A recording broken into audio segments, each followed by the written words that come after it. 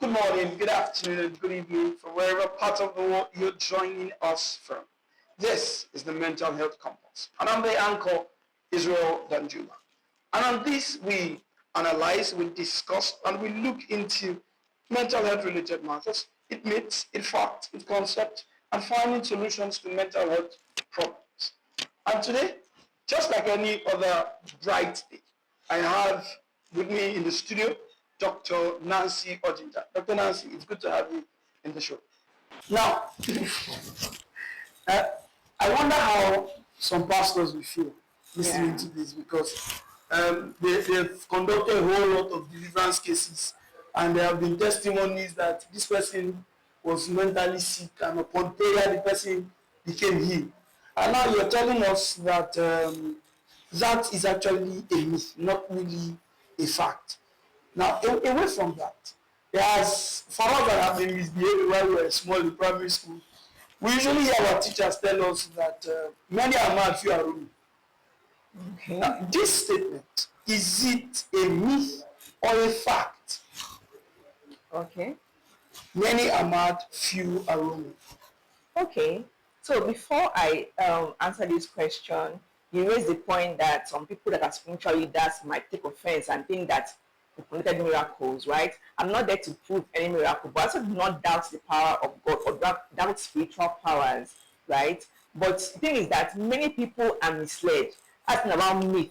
Myth can be misleading. Someone thinks something is spiritual, and instead of seeking medical help, begin to seek spiritual help. Some people can remain in spiritual homes for years. They are chained down, they are flogged, so that's really misleading them. But if you just come straight, you can do your prayers, but come to the hospital promptly and can get well. And also, they mention that the longer people stay without treatment, the illness gets more severe and even more difficult to treat. So, really, we should be guided in balancing spirituality and using evidence-based, God-given knowledge in treatment. So now to the phrase that you raised, which is very interesting, many are mad, few are roaming.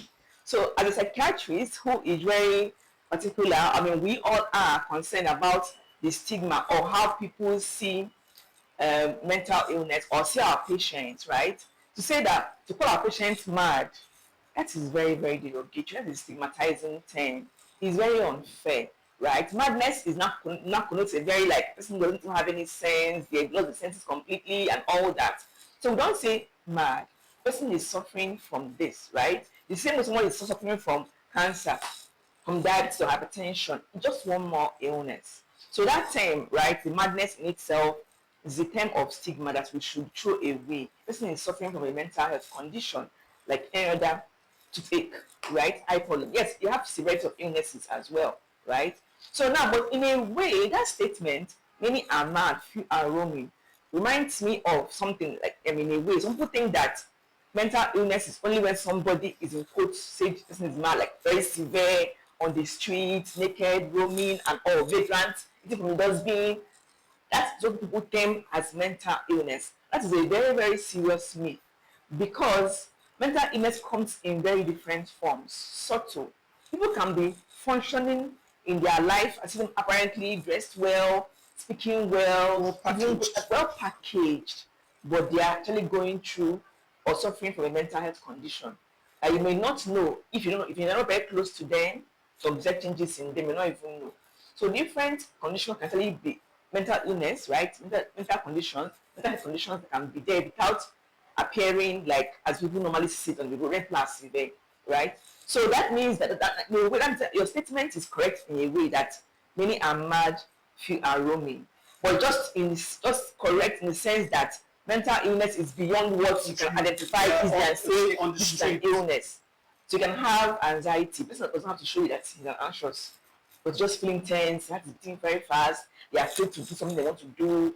You understand? That can be anxiety, can just pass. But even I even have depression, that person can just mask depression. They are feeling very sad, they are crying, or they cry in their room and everything, but then they come outside, they're like, how are you? Fine. Very fine, very fine. Meanwhile, they're actually, contemplating suicide or things like that. So really, mental illness is of various types, but it requires people being alert to their neighbors and seeing, is there a change in this person? And also people feeling free to confide in someone, see what I'm going through. But sometimes you cannot really read it from their facial expression that something is wrong with you. They don't tell you, they don't know. So a culture where people are told to just appear strong, even when they are going through a lot, be a man, things like that, does not encourage people to come out and say, I cannot, I'm struggling, I can't cope anymore, I'm struggling, I'm drowning. They should be encouraged to speak up, and then you now know when to refer them to professional help to now get a proper assessment and diagnosis, right? Yes. Okay, so it means many are mad, few are roaming is a factual statement but wrongly captured. Wrongly captured because they use the term mad. So you can say when people are mentally ill, right? Mentally Only ill, few are publicly but sometimes not all mental illnesses will manifest in that way that you easily identify on the street. Just to let you know, the prevalence, like how common is mental illness, I mean, how common is it actually? They ask you, I don't know how you start, I don't know how people think, mental illness, how common they think it is. I think the last time I read it's 1 in 4 Nigerian. Yes, 1 in 4. Because yes, so that means we'll suffer a mental illness in their lifetime. So that means that if there are 10 people in this room, you get at least, you can see maybe like 2 would have had a mental health condition in their lifetime or will have in their lifetime. Do you understand? So that means that it is common, but you can actually have it and recover at some point. You get so it's very common. So if it is common, that means you won't say that it's only those who are actually on the street and are the ones who are mentally ill. No, when people have it and don't do it, doesn't manifest. Yes. Well, thank you. Now the top phrase, I can rebuke mental health or mental illness rather. I can rebuke it. I am strong. I have a strong head. So nothing can happen to my head. My head is very, very strong. Yes. For example, because I schooled in a place where substance abuse is a bit prevalent. And then you hear people saying, this guy, he is sorry to use speech. Yes. He smoke because he head no strong. He knock out. But me, I dey take with him, my head strong. So if your head strong, you cannot be mentally ill. Is that a myth or a fact? In fact, that is a very, very big, strong myth, right? Mental illness is a no respecter of persons. Likewise, physical illness. You can't say I cannot have, I don't know what, you get. Anybody is at risk of having, once a human being, you're at risk of having it. Yes, some people are more predisposed to mental illness than others, due to different factors in their personality, genetics, and all. But the fact that 1 in 4 persons probably have one mental illness or the other in their lifetime shows you that you're not sure whether you are the 1 in 4 or 4 people that are here right now, for example. You're not sure if I'm going to be the 4th person or one person that's going to have the condition, right? So actually it's common, it is prevalent. So people think that it cannot be me. That is misleading. That's why it's a myth, because they will now be doing things that they think I'm above the law, I'm above any consequence of possibly, as you mentioned, smoking, for example. I've seen students who say, I've been using this for some time now and I've been fine. Of course, the person that lost or had a mental health condition from smoking, most probably maybe didn't start on the first day he smoked. Yeah, true. He must have cried for a while, cried for some time, and then after some time, you now see him say, that guy has lost his mind, or he's not affecting him, he's not in the hospital because of that. So you that are smoking today, how many people are sitting you brag and boast? How many people are going to follow you and see that by the time you move from this area to that place, you start having a mental health condition? How would they know? So it's a very, very strong myth, because people need to be very careful to protect their mental health. Talk about mental health promotion. What can you do to ensure that you avoid precipitating mental illness in yourself? If you are aware that we are all at risk of having a mental health condition, then you be more careful, right? You be more careful. You know that it can affect me, so I should be careful. If someone tells me, why are you always, for example, now most people don't sleep well at night. You know that good night sleep helps to prevent some kind of mental health conditions, right? Or you can, so if we think that it can happen to me, it seems like I can have diabetes or hypertension, things like that, it can happen to me, so I need to have a healthy lifestyle. So the same way, we have mental health, we should be able to have a healthy mind lifestyle, knowing that it could be me. it could be me, right? That's Right. Thank you very much. Now, the next question. It's a very funny question, all right? okay. Now, for someone like me that has seen it out by movies or first-hand sightseeing and all of that, when you go to a whole lot of spiritual homes, for example, where they seem to provide some certain level of spiritual psychiatric care, now not the professional psychiatric care, they use cane to flog these patients. And then you hear some person say there is a degree of beating or flogging that will reduce the amount of grace that the person has. Permit me to use that word, and I know that that's not a professional word to use. Is that a myth or a fact? Okay. So to flog people is a dehumanizing act. To flog adults who, I mean, like, it is very, very, it's inhumane to do such a thing. So this is a clear myth. You do not cure mental illness by flogging Saint someone. Peter made the head correct. It does not. You don't do that. So for example, now who flog animals? Animal is going to that direction. You can flog person to now change direction. So if someone is kept in a home, people that are flogging them, as in, maybe the person is trying to go out, is restless, for example, you must let us flog him so the person can go and sit down. You just put fear on the patient, abusing them. They have their human rights, even though they are mentally ill, have their own human rights, and they should put as human beings, right? So flogging them is inhumane to start with, or it does not even cure the illness because the illness is not on their body. You understand? If someone has an illness that makes them hear things that other people cannot hear, for example, your flogging will not affect that voice that is there, they are hearing, that is there, talking to them and commanding them to do things. Your flogging will not cause it. Instead, maybe they wanted to start telling you how they are suffering. When you flog them too much, they will not even open up and tell you that I'm hungry or whatever. They're not so afraid, they can't even express themselves. So unfortunately, most of our patients are victims of abuse because of them to prayer house, or one person accuse mad people and all. They now come and flog them and tie them and chain them. These are so inhumane. I mean, they are so, I don't know how you have to describe them. Despicable, and it is very, very wrong.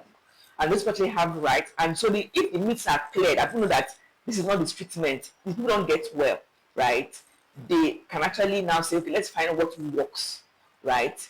And also have, because of my training, I have all these, some people say that when people take people to spiritual homes, right, to make the patients calm down and not be so destructive in the prayer house, they tend to give them something to drink, maybe like spiritual water, in quotes.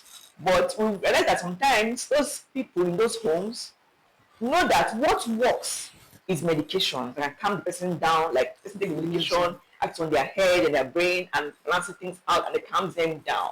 They now buy those drugs, dissolve them in the water, and give patients to drink. So why would you tell the person, please just go to hospital and get these drugs? Yeah. But let's keep the patients there. Maybe the relatives are not aware of the right thing to do and just take their money and just, and meanwhile, of course, you don't treat them enough for them to get well. You just let them just calm down to not disturb you in your home and all that. I feel like they're all calm and sleeping. But for goodness sake, if the patient that is ill, is treatment goal for the person to continue to calm down and keep quiet. The goal is for the person to recover and to resume their normal functioning in life. So if you're giving them there, say now it's coming down now. 1 week, 2 weeks, coming down now. Just forgetting people like this. Is the person well? This is not well. The person has a problem because he's misbehaving, acting appropriately, right? Due to the symptoms of the illness, which can be treated with scientific professional treatment. Person have to recover themselves and continue their life. So that means beating does not reduce the manifestation of mental illness. As a matter of fact, it is dehumanizing. It's dehumanizing. So to say that someone who has had this level of severe mental illness that make them become vagrants, wander on the streets, aimless wandering and all, the person cannot be cured, right? Or no, there's no hope for the person. Hope, yeah. Is a big myth. Is a myth, right? mental illness for most people is amenable to treatment, right? Person takes medications and they improve, and then continue to manage the condition, and they remain stable and gradually restore their normal function back to normal, right? So what I'm describing now is a very severe mental health condition. Most times, person want to now lose their bearing completely, and are not aware of the surroundings or what they are doing anymore. That is very severe. But it does not mean that it's not treatable. I've seen, I'm not telling you like story, you understand? I've seen patients who were brought to the hospital by good Samaritans. Like someone saw them on the street, lying down there, maybe close to their house or their estate. This man got a woman just lying down here, just eating without food she eat and all that. But then she's a human being. She's still a human being. Or he is a human being. Let us try and contribute money and take him or her to the hospital. Most time, person outside getting proper care, proper treatment, proper nutrition, and then they get better. But the thing that it might take some time, most probably because they've been out there for long. That now underscores the point that people should prioritize prompt treatment. Persons start acting abnormally, little by little, gradually, and you keep quiet and say, those misbehaving, No, you need to take a person for treatment on time, because it's easier to treat a 1 week problem than a 1 year problem. But even that 1 year problem, there's always hope. There is always hope when people are ill. We never say, I'm sorry, because nothing can be done. No. Unfortunately, I would say most times people don't die of mental illness. It does not kill them, like just man saying now that's killed somebody, like we have medical conditions. It's not killing anybody. So if we're able to overcome the stigma that make up people to delay treatment, most people can get well without people know that something happened to the person. But some people now, out of shame, will now hide a relative in the house. Out of shame, what people say, how they don't laugh at all, she's not well. The person will not be there, and the illness turns from 1 day, turns into 2 months, turns into years, and is more severe, more difficult to treat. Their false beliefs will not become more ingrained in their, in the system. Meanwhile, if a person was brought out, on time for proper help, they will get better. So I think it's a very, very important point that you really raised here, right? That mental illness can be treated. And I think also to talk about another myth, I don't know if I'm okay with this one I mentioned now, the myth about children and mental illness. Some people think that children cannot have mental health conditions or mental illnesses. But it's not true. Children can have depression. If one small day aside, they're crying. What's wrong with you? Come on, guys, that. So dismissing their, their symptoms or complaints is very, very difficult. It's very bad, because in the end, they're suffering in silence, and that will later affect them even how they grow into adulthood. But children have their own conditions, right? That affect them. They are all part of mental health conditions. So all this should be taken care of. I know that once something is abnormal, it's a dysfunction, like a disorder in the person's behavior. It's abnormal symptoms here and there, and it's lasting for some time. The disorder is there, and for significant duration, without any known cause, it's still there, right? The person now even now affected with their function in everyday function. Maybe now doing poorly in school, no longer doing their housework as normal. Please go and seek medical care, right? And don't tell them, snap out of it now, cheer up, you can do it. That is an automatic. It's not automatic. Person will not wish to be unwell. Say, be strong and just be it and say, I like half everybody now. We are also from Nigeria together. So why are you now depressed? Why are you now sad? Why are we all suffering together? Please just man up, snap out of it. They can't snap out of it. It's like telling someone that has an injury on one leg that is limping. Just say, just run now, just run. You can do it, just stand up and walk away. It's not possible. They can't. They just need to be supported, and with help, they can get well and have their normal lives again. We think that once you are well, you not recover again. It's not true. Look at people that have been treated. They function professionals, directors, managers. They are managing their illness and they are fine and they are functioning at a very high level. So they got treatment on time and they are compliant with their treatment and they get well. So why should mental illness take somebody's life from them? They don't fulfill their potential in life because they are ill. You know, just one more illness that need to be treated. So that's why I think it's important to address these myths that people should change their mindset and overall seek help and seek evidence-based treatment on time. Thank you very much, Doctor. It's been an insightful word with you, taking us through the myths and the facts of mental health. Thank you very much for joining us on this episode of the Mental Health Compass. Now, this is just to remind you that this is proudly sponsored by Healthy People International Foundation, a non-governmental organization with a focus on mental health. This is an organization that has years of providing research with regards to mental health, psychosocial support. Without wasting your time, just click up on that link on your screen. It takes you to the website of Healthy People International Foundation. Join us on the next episode. Dr. Nancy, it's been a beautiful one having you. My pleasure. Signing out is Israel Danjuma. See you on the next one. Healthy People International Foundation, a non-governmental organization based in Nigeria with a core focus on mental health, looks out to increase mental health awareness, reduce mental health stigma through its innovative mental health programs, one of which is the provision of psychosocial support through individual counseling and community-based therapy. At HBI, we also believe that mental health is the right for every individual. Healthy People International Foundation, healing minds, strengthening communities, inspiring hope.